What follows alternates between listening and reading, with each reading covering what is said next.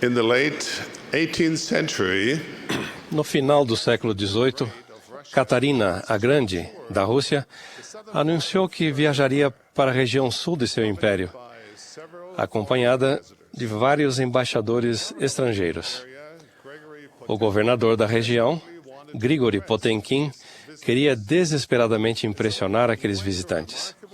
E assim, empenhou-se ao máximo para exibir as realizações do país.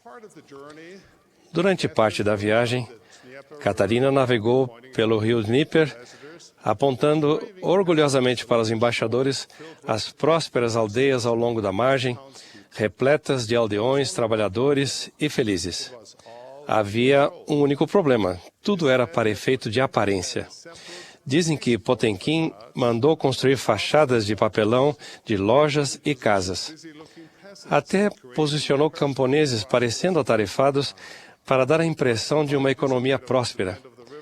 Depois que a comitiva desaparecia na curva do rio, os homens de Potemkin empacotavam a aldeia falsa e corriam até outro lugar, rio abaixo, a fim de prepararem-se para a passagem seguinte de Catarina. Embora os historiadores modernos tenham questionado a veracidade dessa história, o termo aldeia Potemkin entrou para o vocabulário do mundo. Agora, ele se refere a qualquer tentativa de fazer com que os outros acreditem que somos melhores do que realmente somos. Faz parte da natureza humana querer mostrar o melhor de nós. É por isso que muitos de nós trabalham tão arduamente na parte externa de nossa casa, e é por isso que nossos jovens irmãos do sacerdócio arônico tanto cuidam para que cada fio de cabelo esteja no lugar certo, só para o caso de encontrar alguém especial. Nada há de errado em engraxar os sapatos, perfumar-se ou até esconder a louça suja antes que cheguem os mestres familiares. No entanto, levado ao extremo, esse desejo de impressionar pode passar de algo útil para algo enganador. Os profetas do Senhor sempre ergueram a voz de advertência contra aquele que se aproxima do Senhor com a sua boca e com os seus lábios o honra, mas o seu coração se afasta para longe dele. O Salvador foi compreensivo e compassivo com os pecadores cujo coração era humilde e sincero, mas agiu com justa ira contra os hipócritas, como os escribas, os fariseus e os saduceus, aqueles que tentaram parecer justos para conquistar o louvor, a influência e a riqueza do mundo. Tudo isso enquanto oprimiam as pessoas que eles deveriam abençoar. O Salvador os comparou aos sepulcros caiados, que por fora realmente parecem formosos, mas interiormente estão cheios de ossos de mortos e de toda a imundície. Em nossos dias, o Senhor tem palavras igualmente fortes para os portadores do sacerdócio que tentam encobrir seus pecados ou satisfazer seu orgulho ou sua vã ambição. Quando fazem isso, disse ele, os céus se afastam, o Espírito do Senhor se magoa. E quando se afasta, amém para o sacerdócio ou autoridade desse homem. Por que isso acontece? Porque às vezes tentamos parecer ativos, prósperos e dedicados por fora, quando por dentro, como o Salvador disse a respeito dos Efésios, deixamos o nosso primeiro amor? Em alguns casos, podemos simplesmente ter deixado de nos concentrar na essência do Evangelho, confundindo a aparência de religiosidade com o seu poder.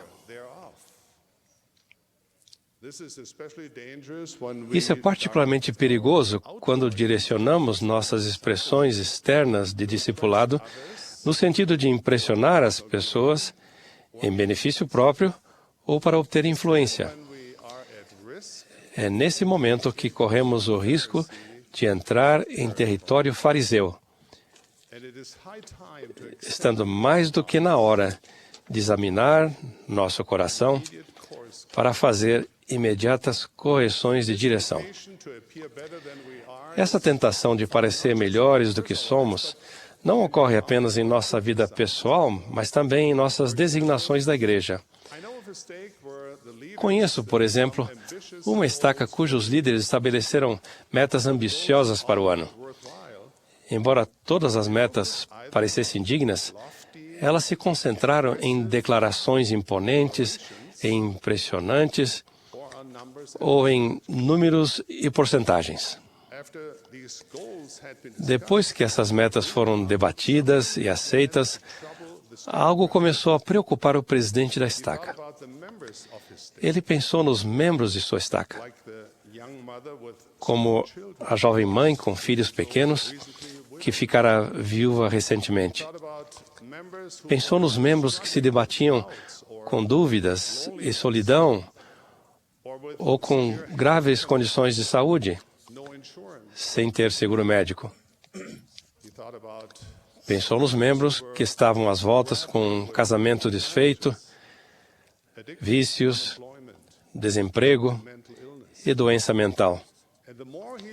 E quanto mais pensava neles, mais se perguntava com humildade: será que nossas novas metas fazem alguma diferença na vida desses membros?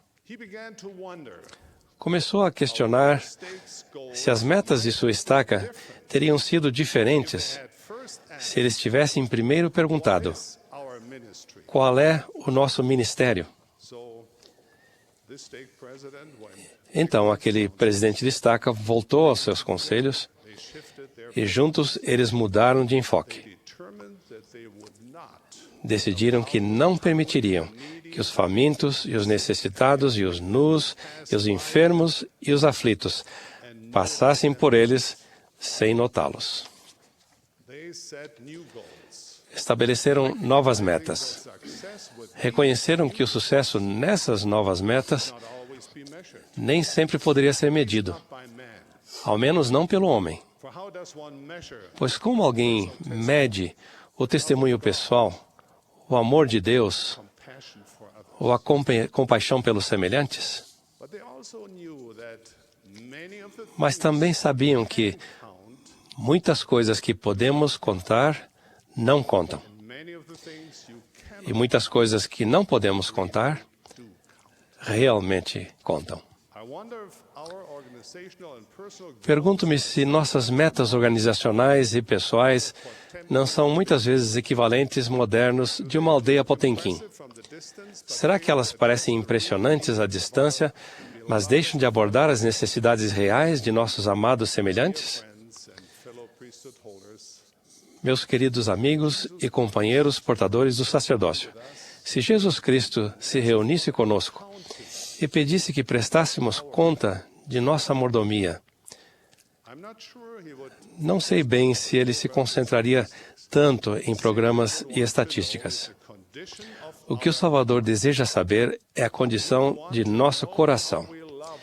Ele deseja saber como amamos e ministramos aqueles que estão sob nosso cuidado. Como demonstramos nosso amor a nosso cônjuge e à família. E como aliviamos sua carga diária. E o Salvador deseja saber como você e eu nos achegamos a Ele e a nosso Pai Celestial. Pode ser útil analisar nosso próprio coração. Podemos perguntar-nos, por exemplo, por que servimos na Igreja de Jesus Cristo? Poderíamos até perguntar, por que estamos aqui nesta reunião hoje? Suponho que se eu fosse responder a essa pergunta em nível superficial, poderia dizer que estou aqui porque o presidente Monson me designou a discursar. Portanto, eu realmente não tinha escolha. Além disso, minha mulher esperava que eu estivesse presente. E como eu poderia dizer não a ela? Mas todos sabemos que há motivos melhores para participar de nossas reuniões e conduzir a vida como discípulos comprometidos de Jesus Cristo. Estou aqui porque desejo de todo o coração seguir meu Mestre Jesus Cristo. Anseio em fazer tudo o que Ele me pedir nesta grande causa. Desejo muito ser edificado pelo Espírito Santo e ouvir a voz de Deus quando Ele fala por meio de seus servos ordenados.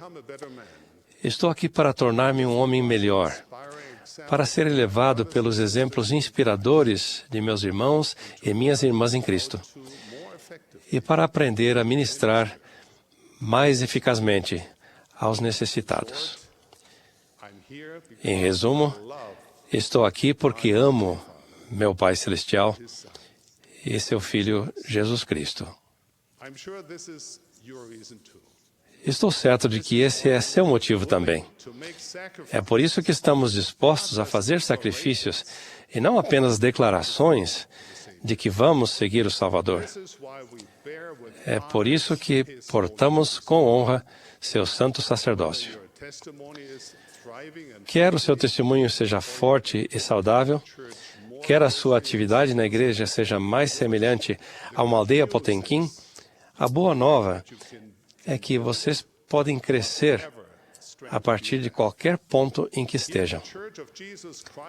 Aqui na Igreja de Jesus Cristo, podemos amadurecer espiritualmente e achegar-nos ao Salvador, aplicando princípios do Evangelho dia a dia. Com paciência e persistência, até os menores atos de discipulado ou a minúscula brasa de crença pode tornar-se uma ardente fogueira de vida consagrada. De fato, é assim que a maioria das fogueiras começa, com uma simples fagulha. Portanto, caso se sintam pequenos e fracos, simplesmente se acheguem a Cristo, que faz com que as coisas fracas se tornem fortes. Os mais fracos dentre nós, pela graça de Deus, podem tornar-se fortes espiritualmente, porque Deus não faz acepção de pessoas. Ele é o nosso Deus fiel, que guarda a aliança e a misericórdia aos que o amam e guardam seus mandamentos. Tenho a convicção de que, se Deus pode estender a mão e dar alento a um pobre refugiado, pôde estender a mão e dar alento a um pobre refugiado alemão de uma modesta família, de um país devastado pela guerra do outro lado do mundo, muito distante da sede da igreja, então Ele pode estender a mão para vocês. Meus amados irmãos em Cristo, o Deus da criação, que soprou o fôlego de vida no universo, sem dúvida, tem o poder de soprar o fôlego da vida em vocês. Sem dúvida, Ele pode torná-los o genuíno e espiritual ser de luz e verdade que vocês desejam se tornar. As promessas de Deus são certas e seguras. Podemos ser perdoados de nossos pecados e purificados de toda iniquidade. E se continuarmos a abraçar e a viver os princípios verdadeiros em nossas circunstâncias pessoais e em nossa família, chegaremos no final a um ponto em que nunca mais teremos fome, nunca mais teremos sede. Porque o Cordeiro que está no meio do trono nos apacentará e nos servirá de guia para as fontes vivas das águas. E Deus limpará de nossos olhos toda lágrima. Mas isso não pode acontecer se nos escondermos atrás de fachadas pessoais, dogmáticas ou organizacionais. Esse discipulado artificial não apenas nos impede de vermos a nós mesmos como realmente somos, mas também de mudarmos verdadeiramente por meio do milagre da expiação do Salvador. A igreja não é um salão de exposição de automóveis, um lugar para colocar-nos à mostra para que outros possam admirar nossa espiritualidade, nossa capacidade ou nossa prosperidade. É mais como uma oficina mecânica na qual os veículos que necessitam de conserto vão para manutenção e reparos. E acaso não estamos todos nós necessitando de reparos, manutenção e reformas? Vamos à igreja não para esconder nossos problemas, mas para curá-los. E como portadores do sacerdócio, temos uma responsabilidade adicional, a de apacentar o rebanho de Deus, não por força, mas voluntariamente, nem para benefício próprio, mas de ânimo pronto, nem como tendo domínio sobre a herança de Deus, mas servindo de exemplo ao rebanho. Lembrem-se, irmãos, Deus resiste aos soberbos, mas dá graça aos humildes. O maior, o mais capaz e o mais perfeito homem que já andou na terra também foi o mais humilde. Ele realizou alguns de seus atos de serviço mais impressionantes, em particular, com apenas alguns poucos observadores, aos quais ele pedia que a ninguém dissessem o que ele havia feito. Quando alguém o chamava de bom, ele rapidamente refutava o cumprimento, insistindo que somente Deus era verdadeiramente bom. Fica claro que o louvor do mundo nada significava para ele. Seu único propósito era o de servir a seu Pai e fazer sempre o que agrada ao Pai. Bem faríamos em seguir o exemplo de nosso Mestre.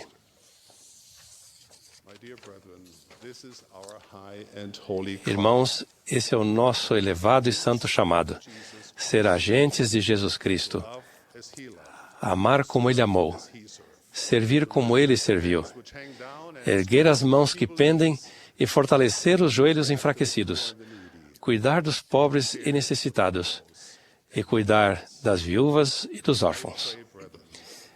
É minha oração, irmãos, que ao servirmos em nossa família, em nosso quórum, em nossa ala, estaca, comunidade e nação, resistamos à tentação de chamar a atenção para nós mesmos e, em vez disso, esforcemo-nos para alcançar uma honra bem maior, a de tornar-nos humildes e genuínos discípulos de nosso Senhor e Salvador Jesus Cristo. Ao fazermos isso, estaremos trilhando o caminho que nos leva a tornar-nos melhores, mais genuínos e mais nobres. Presto testemunho disso, em nome de nosso Mestre, Jesus Cristo. Amém.